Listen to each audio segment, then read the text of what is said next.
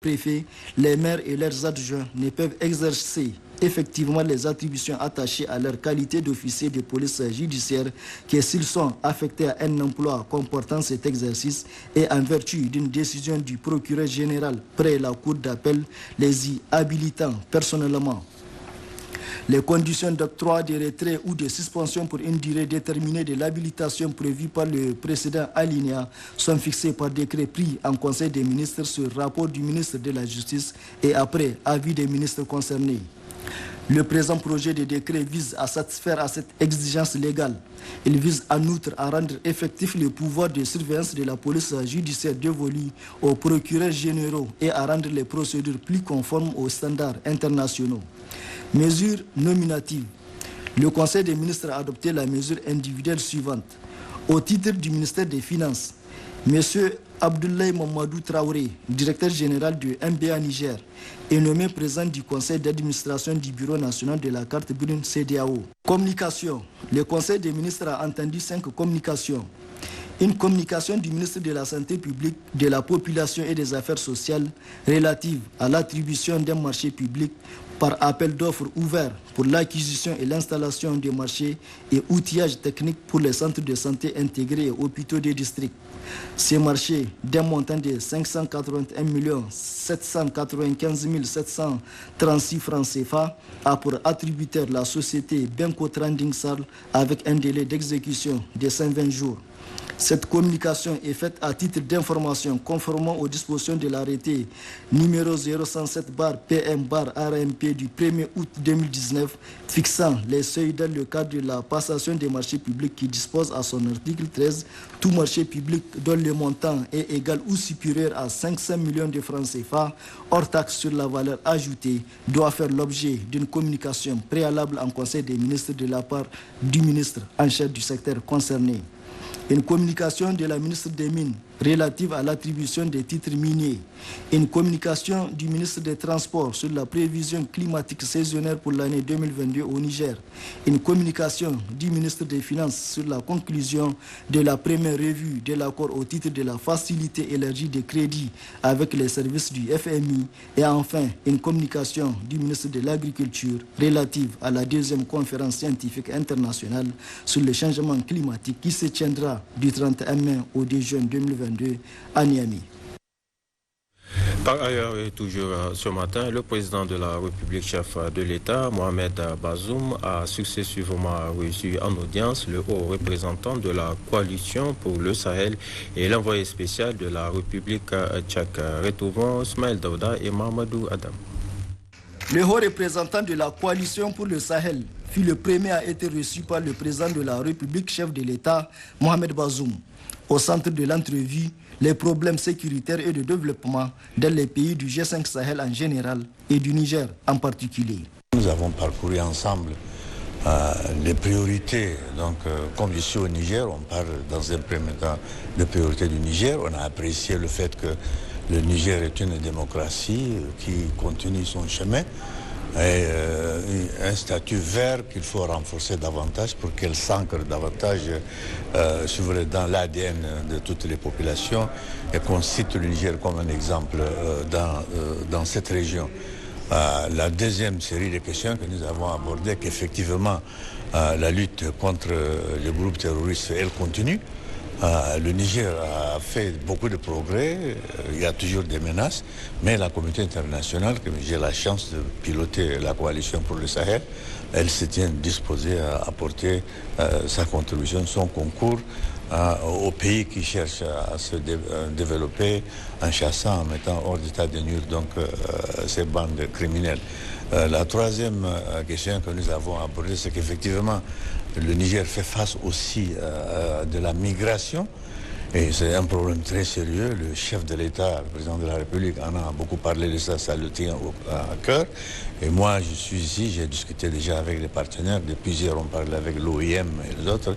Ils m'ont informé qu'effectivement, ils sont en train de déployer beaucoup d'efforts avec l'Union européenne, les Italiens, tout ce monde-là, les États-Unis, tout le monde qui est au Niger ici veut renforcer davantage sa présence, veut mettre dans la balance de ressources pour aider ce pays-là à se fortifier, à se renforcer et certainement dans un avenir assez proche pouvoir retrouver ses noblesses. La dernière chose, nous avons abordé qu'effectivement les pays qui font face à d'énormes difficultés sécuritaires, il faudrait qu'on se déploie, qu'on redouble davantage d'efforts avec la coalition, avec tous les partenariats pour aider ces pays-là à s'éloigner de la précarité, des difficultés terroristes, pour qu'ils retrouvent effectivement leur lettre de noblesse en instaurant les systèmes démocratiques pour satisfaire les besoins de toutes les populations.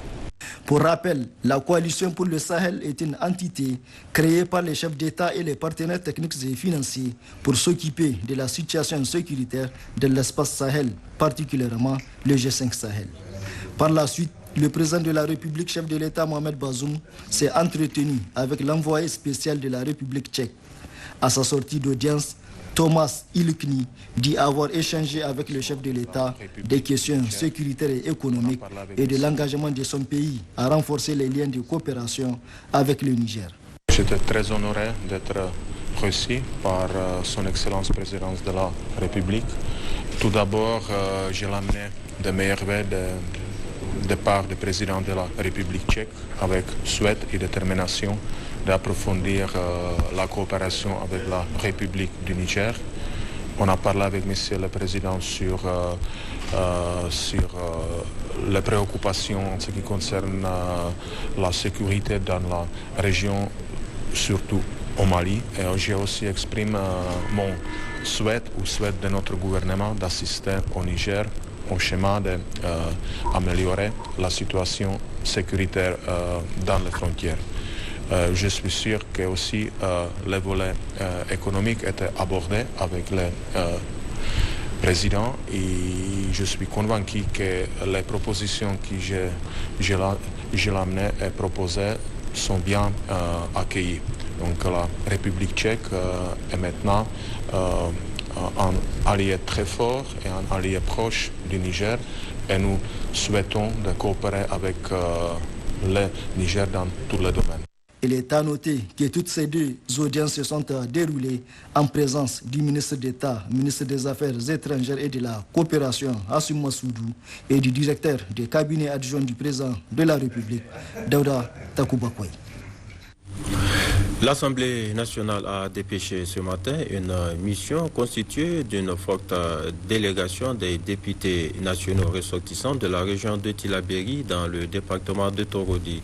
Cette mission est allée s'enquérir de la situation des déplacés internes victimes de la situation sécuritaire qui prévaut dans la zone. Mahmoud Idrissa Maïga, Askou Jibrila.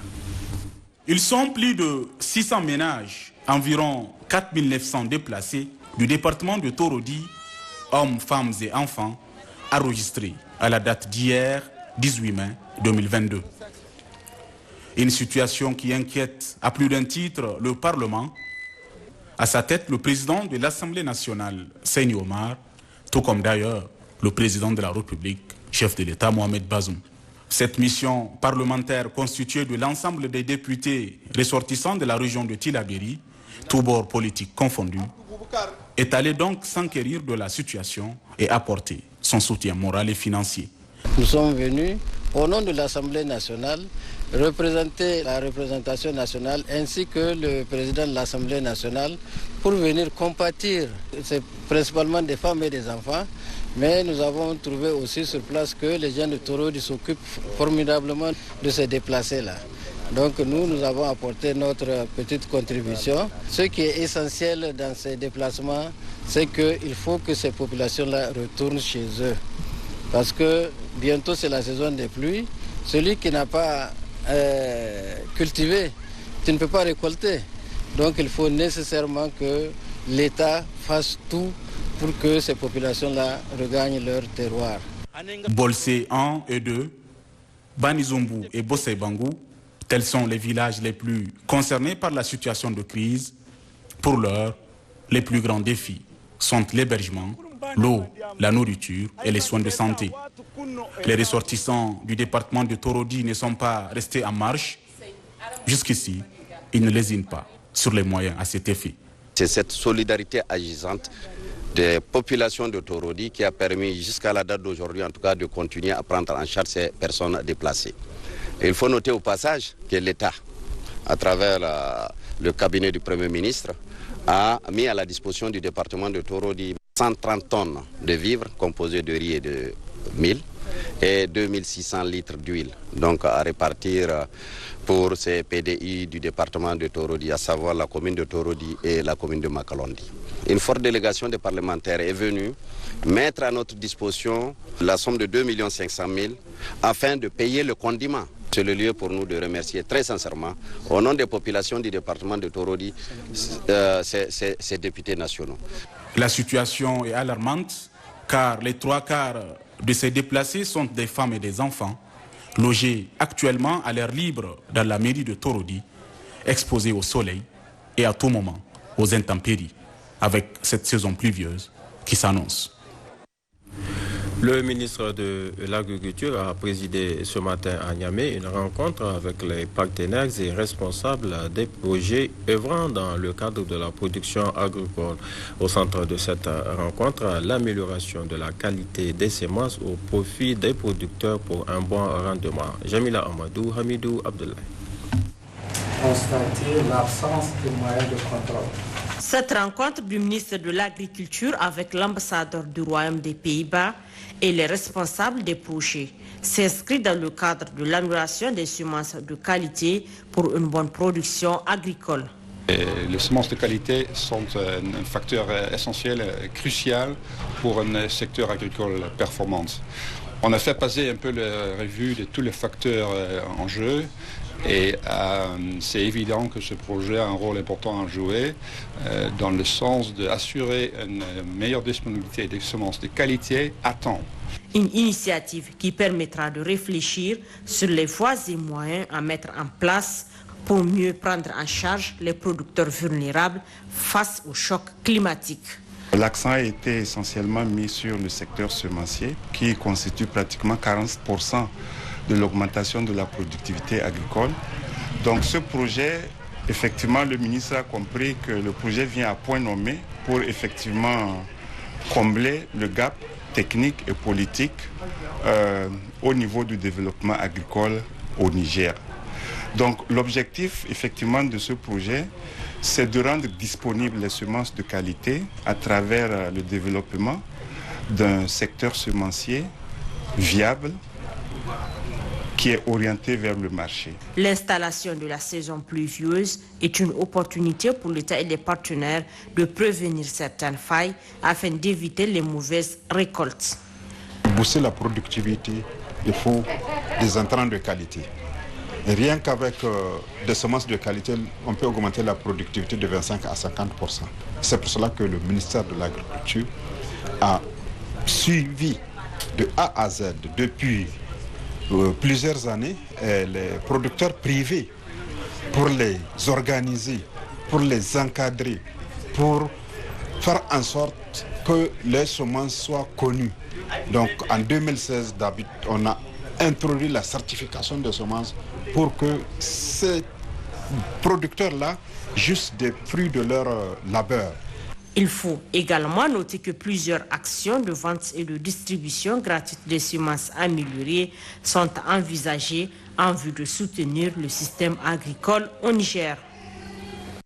En marge de la COP 15 tenue à Abidjan, la ministre en charge de l'environnement et de la lutte contre la désertification et le directeur exécutif de African Agriculture ont procédé à la signature d'une convention, accord de partenariat qui permettra de matérialiser les engagements du président de la République pour le reboisement de plus de 624 568 hectares à travers la plantation de 500 millions d'arbres à l'Ubraï. Des signatures et une poignée de main pour un projet d'envergure qui va à terme permettre le reboisement de plus de 624 568 hectares de terre au Niger et la production d'un important crédit carbone. Le directeur exécutif de La société américaine Africa Agriculture qui a signé l'accord au stand érigé par le Niger à la COP 15 avec la ministre en charge de l'environnement et de la lutte contre la désertification. Cet accord permettra de matérialiser à travers sa mise en œuvre l'engagement du président de la République Mohamed Bazoum qui ambitionne de reboiser le pays à travers la plantation de 500 millions d'arbres dans les forêts classées de l'État pour la séquestration de 2,5 tonnes équivalent carbone et la régénération de la biodiversité faunique et floristique. En signant l'accord, le directeur exécutif de la société américaine African Agriculture, Alain Kessler, leader de la sécurité alimentaire durable et de la durabilité environnementale, noue ainsi un partenariat solide et durable avec le Niger. En même temps, permet de lutter efficacement contre la désertification, les changements climatiques et l'insécurité alimentaire. La mise en œuvre de cet ambitieux programme sera aussi un moyen efficace de lutte contre le chômage des jeunes et des femmes qui pourront être embauchés dans les pôles agricoles d'au moins 52 sites qui seront érigés. Ouverture hier à Maradi des travaux de l'atelier d'élaboration du plan d'action 2022-2026 de la politique nationale de la jeunesse. L'ouverture de la rencontre a été présidée par le ministre de la Jeunesse et du Sport en présence du gouverneur de la région, Assouma Tigani Nassirou Nakakay. Cet atelier d'envergure nationale qu'organise le ministère de la Jeunesse et du Sport se veut un creuset d'échanges et de mutualisation entre le dit ministère, la primature, les ministères techniques, les partenaires techniques et financiers et les adolescents, jeunes filles et garçons venus des 8 régions du Niger en vue de mettre en place une politique nationale de la jeunesse qui répondra aux besoins et aux aspirations des jeunes relativement aux défis auxquels ils sont confrontés. C'est dans cette optique que l'UNICEF a répondu à la requête du ministère de la Jeunesse et du Sport, car le document qui sortira de ces assises est certes d'une utilité certaine et attendue par tous. En apportant notre appui à cet atelier, nous croyons fermement que c'est un devoir pour nous d'accompagner ces initiatives afin de permettre au gouvernement de disposer d'un instrument de communication et de dialogue entre l'État et les partenaires techniques dans le but d'assurer une meilleure promotion de la jeunesse. Le ministre Sékou Doro Adamou a affirmé dans son discours d'ouverture des travaux qu'aucun progrès social n'est envisageable sans la responsabilité de la jeunesse, d'où la nécessité de cette politique. Le plan d'action de la politique nationale de jeunesse sur lequel vous plancherez 5 jours durant doit refléter les préoccupations et problématiques émergentes auxquelles la jeunesse nigérienne est confrontée. Il doit aussi être une réponse aux besoins et aspirations des jeunes relativement aux défis, leur insertion et leur autonomisation à travers l'entrepreneuriat, la capture des opportunités de création d'emplois et de richesses pour eux-mêmes et pour notre pays. Le gouverneur de la région de Maradi, Cheba Aboubakar, et le deuxième vice-président du conseil de ville, Rabiou Kane, sont intervenus auparavant pour saluer toutes les initiatives de l'État pour et par les jeunes en vue d'une citoyenneté responsable. Le Niger, à l'instar de la communauté internationale, célèbre demain, 20 mai 2022, la journée mondiale de la métrologie. Dans cette optique, donc, la ministre de l'Industrie et de l'Entrepreneuriat des Jeunes a livré un message dans lequel elle a évoqué les aspects de la métrologie. Le résumé avec Kimba Kolo Kadidja, Asko Jibrila. Depuis 1875, la date du 20 mai est retenue pour célébrer la signature de la Convention du Maître. En effet, la Journée mondiale de la métrologie est une célébration annuelle dont plus de 80 pays fêtent l'impact des mesures. À cette occasion, la ministre de l'Industrie et de l'Entrepreneuriat des Jeunes s'est appesantie sur le rôle crucial de la métrologie. La célébration de cette journée doit donc apparaître comme une opportunité supplémentaire à saisir par la communauté internationale en général et nigérienne en particulier pour s'approprier la connaissance et l'importance des avantages de la métrologie, la science de la mesure, ainsi que de ses applications dans notre vie courante. Le thème choisi pour l'année 2022 est la métrologie à l'ère numérique.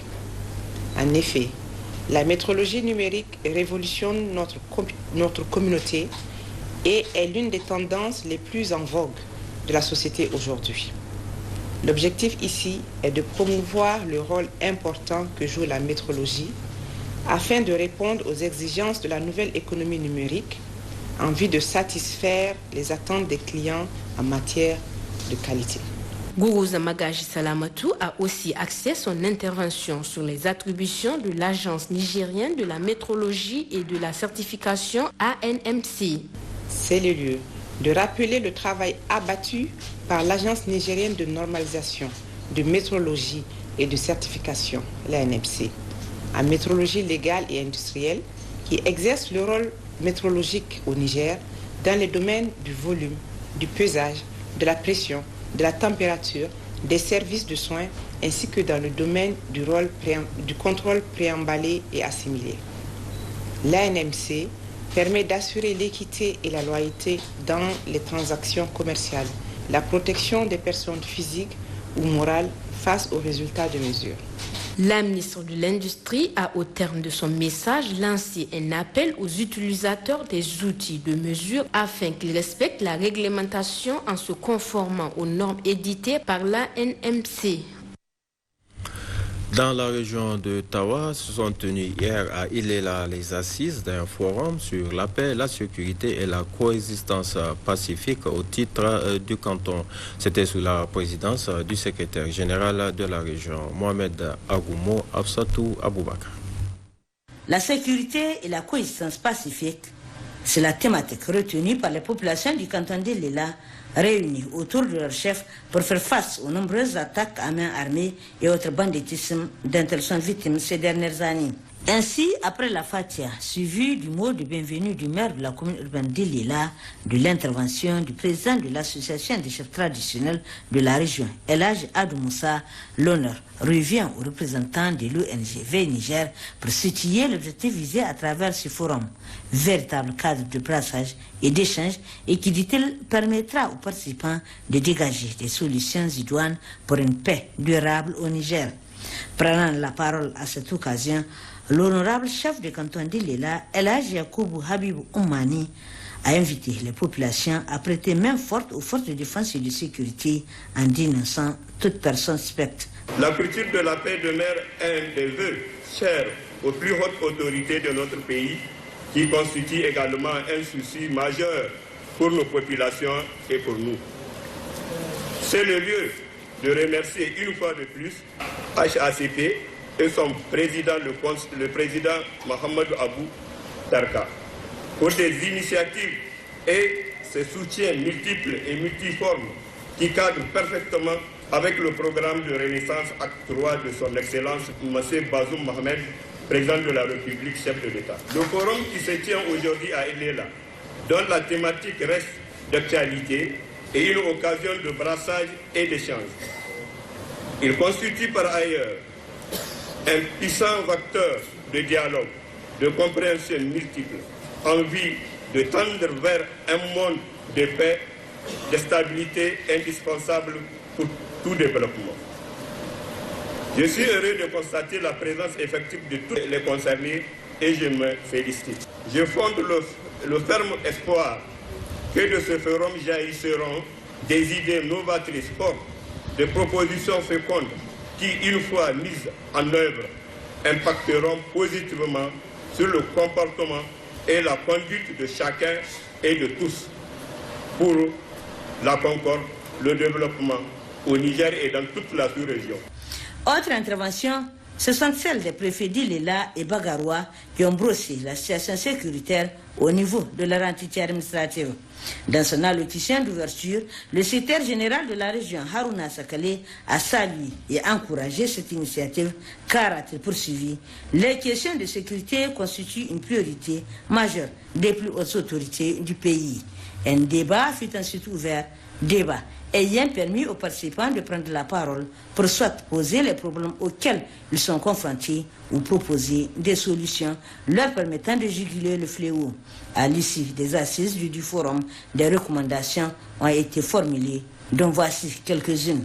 La sécurisation des ressources partagées, couloirs de passage des animaux, aires de pâturage et de repos. La sensibilisation des jeunes à travers les leaders religieux sur le plan religieux afin d'éviter d'être des réservoirs pour les gangs. La HACP doit élargir son appui des CDS pour atténuer le niveau d'insécurité à l'échelle nationale. La synergie d'action entre les chefs de canton, les FDS et les représentants de l'État. Renforcer le contrôle des trafics des carburants au sein du canton afin de définir la destination. Renforcer la présence des FDS tout au long des frontières maliennes et nigérianes. Les religieux ont pris l'engagement de faire des prières collectives pour la paix au Niger. Renforcer la confiance entre les FDS et les populations à travers les informations sur les personnes suspectes. Inscrire le nom des visiteurs dans les carnets de famille accueillantes afin de garder des traces de passage. Transmission des informations de la part des populations à temps pour une éventuelle poursuite des FDS et traitement. Renforcer la création des comités de veille. Renforcer les FDS en effectif et en matériel dans les cantons. Créer un poste avancé des FDS à Dahawa, frontière entre Kony et Ilela. Création d'emplois pour les jeunes du canton. Éviter l'injustice des foyers aux dirigeants. Renforcer la sensibilisation sur la paix, la sécurité et la coexistence pacifique. Résoudre les problèmes d'accès à l'eau dans le département de Bagaroua qui peut être source de problèmes dans le futur. En clôturant les travaux, Harouna Sakele a tenu à remercier tous ceux qui ont répondu présents à cette rencontre et la haute autorité à la consolidation de la paix pour avoir financé ce forum. Notons auparavant qu'une séance de lecture du Saint-Coran a été organisée pour qu'Allah subhanahu wa ta'ala, dans son infinie bonté, descende sa grâce et sa bénédiction sur le Niger et son peuple, que la paix, la culture sociale, le pardon, la tolérance et l'amour de son prochain prévalent dans le cœur des Nigériens. Restons à Tawa pour parler cette fois-ci culture avec donc le lancement des festivités marquant la deuxième édition de la fête Zouga Salal Adar. Cette cérémonie a été organisée par le canton de Tawa et c'était sous la présidence du gouverneur de la région, Laolissini Absatou Aboubakar. À l'instar des autres groupes ethniques du Niger, les Hausa ont également leur propre culture et traditions qui résistent tant bien que mal au modernisme. Il s'agit des pratiques ancestrales longtemps abandonnées. Conscient qu'un peuple sans culture est un peuple sans âme, l'honorable chef du canton de Tawa, El Hadj Adou Moussa, a bien voulu revaloriser une vieille tradition. Zouga Salal Adar, édition 2022, la deuxième du genre, qui réunit toutes les sensibilités et autres pratiques des temps passés avec comme objectif de les immortaliser et de les faire approprier par la jeunesse. Dans le temps, Zouga se pratiquait chaque jeudi soir ou les veilles des fêtes à la devanture du palais du chef du canton. Tous les jeudis, nuit et toutes les veilles de fêtes, il y a une manifestation qui se fait devant la cour du chef, donc qui est organisée par un groupe de musiciens, de maîtres de tambour, qu'on appelle ici les Tazgamawa. Et voilà l'origine du mot Zouga. Prenant la parole à cette occasion, El Hadj Ali Aboubakar Dilarios a salué cette initiative qui, dit-il, est un véritable cadre de brassage et d'échange entre les filles et les fils du canton. El Hadj Machana Moussa, membre de la famille, a pour sa part tenu à remercier tous ceux qui ont effectué le déplacement de Tawa pour être témoins de ce grand événement avant d'inviter la jeunesse à s'approprier ces traditions. Une dynamique qui cadre parfaitement avec le programme de renaissance culturelle tel que prôné par les plus hautes autorités du pays. Les fêtes traditionnelles et autres événements culturels faisaient l'objet des gigantesques manifestations culturelles devant les cours des chefs de canton ou groupement et au niveau des places publiques durant plusieurs jours. L'ambiance populaire lors de ces manifestations tend de plus en plus à disparaître. On peut même dire, sans risque de se tromper, que les jours de fête ne connaissent plus les grandes réjouissances d'antan. Le public a eu droit à un spectacle dénommé Tawata, mise en scène par El Hadj Asman Abarchi, assisté de Habib Sarkimbouri, suivi d'une multitude de prestations des artistes venus des différentes contrées du canton, voire de la région. La proclamation des résultats du concours culinaire, tresse et tenue traditionnelle a constitué les moments forts de cette cérémonie. À Maradi, cette fois-ci, cérémonie d'intronisation du Sarkiyaki du canton de Giratawa. La cérémonie s'est déroulée en présence de plusieurs invités. Abdul Fattah Moussa, Issoufou Suleiman. Quelques soucis techniques à la suite donc de cette édition. Le Niger est champion d'Afrique de l'élite classique du championnat africain de Scrabble tenu au Cameroun. Les champions ont été accueillis hier à l'aéroport Diori Hamani de Niamey par les responsables de la fédération nigérienne de Scrabble. Pascal Sessou-Gauthier, Bachira Rabo. C'est un accueil empreint de chaleur qui a été réservé à nos ambassadeurs. Ils sont au total 8 Scrabbleurs nigériens ayant pris part du 10 au 18 mai dernier à Yaoundé au Cameroun au 6e championnat africain de Scrabble. Sacrés champions de l'élite classique de cette édition 2022 de Yaoundé, nos ambassadeurs ont su honorer le pays en remportant la médaille d'or, mieux en faisant retentir la nigérienne. Sur le visage du champion, que de la joie. Une victoire que l'homme dédie à l'ensemble des Nigériens. Il faut dire que la compète a été rudement relevée. Parce que le classique en Afrique, c'est la compète la plus relevée. Et cette victoire, ce n'est pas ma victoire. Pas du tout. Non, non, non. C'est ça que j'ai dit. J'ai dit, il y a mon président, il y a mes coéquipiers et il y a surtout le peuple du Niger. Sans oublier quelqu'un qui est très cher à toute la communauté scrabblesque du Niger. Il s'appelait Rachid Adamou, que Dieu ait son âme. Sincèrement, sans eux, je ne serai jamais champion. Immense satisfaction pour le premier responsable de cette fédération qui, avec peu de moyens, arrive à faire parler d'elle au niveau des compétitions internationales. Et nous connaissons la valeur de Hamani, nous connaissons ce qu'il est. Aujourd'hui, il y a beaucoup qui ne sont pas surpris qu'il ait ce titre-là. Hamani n'aime pas trop le classique, il aime le duplicate. Et aujourd'hui, c'est le classique qui sauve le Niger. Donc vraiment, chapeau à lui et puis bravo. Au total, 14 nations, soit 70 Scrabbleurs, étaient au rendez-vous du Cameroun. Alors, la Fédération nigérienne de Scrabble ne compte pas s'arrêter là. Le chantier est énorme. C'est possible également d'atteindre les objectifs escomptés. Il suffit juste qu'il y ait un accompagnement conséquent. Et je le disais, cérémonie d'intronisation à Maradi du Sarkinyaki du canton de Giratawa. La cérémonie s'est déroulée en présence de plusieurs invités. Abdel Fattah Moussa, Issoufou Suleiman. La présente cérémonie consacre l'intronisation de El Hadj Harouna Mato au titre de Sarkinyaki du canton de Giratawa. En effet, ce titre lui est attribué suivi de la remise d'un témoignage de satisfaction par le chef de canton de Giratawa, l'honorable Lawali Iro Oubandawaki, en reconnaissance et en récompense aux multiples services rendus à la population et à la chefferie.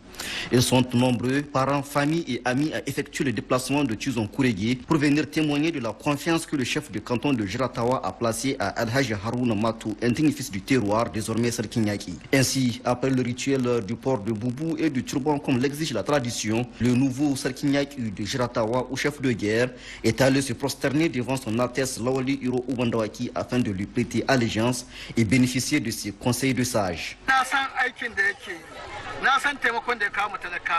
Je suis informé de toutes les actions de bienfaisance qu'il entreprend. On peut citer entre autres le paiement de l'intégralité des impôts du village de Tizon-Kourégué et environnant, l'achat d'un terrain pour la construction d'une école et un don de médicaments au profit du centre de santé. Pour cela, je dois le remercier et l'encourager. En prenant la parole en cette heureuse circonstance, Sarkinyaki a remercié le chef de canton d'avoir cru en lui et a promis de redoubler d'efforts dans tout ce qu'il a initié dans cette localité. Les mots me manquent pour exprimer ma joie à l'endroit du chef de canton. Vous qui êtes ici, vous en êtes témoin que c'est louable. Notons que plusieurs interventions ont marqué ce cérémonial, notamment celle du maire de Giratawa, l'intervention du chef de village de Tizon-Kourégué et l'allocution du député national Hajia Hawa, qui ont tous salué ce geste du chef de canton de Giratawa et les multiples efforts que El Hadj Harouna Mato Sarkinyaki ne cesse de déployer pour le rayonnement de cette entité et pour le bien-être de la population.